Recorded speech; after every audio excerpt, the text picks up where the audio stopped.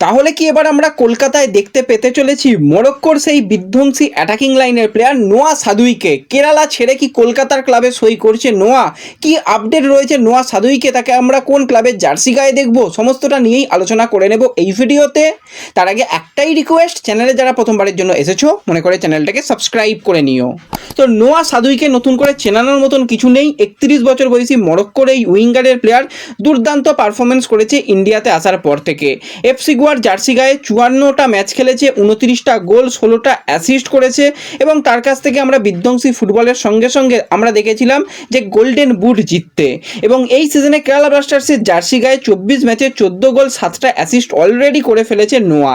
কিন্তু কোনো মতেই নোয়া কেরালাতে থাকতে চাইছে না, তার এজেন্ট তো চাইছে কলকাতার কোনো ক্লাবে খেলানোর জন্য। তো সেক্ষেত্রে শোনা যাচ্ছে ইস্ট বেঙ্গলের সঙ্গে নাকি ম্যানেজমেন্ট কথাবার্তা চালাচ্ছে। সব কিছু ঠিকঠাক থাকলে নোয়াকে লাল হলুদ জার্সি পরে দেখার সম্ভাবনা রয়েছে।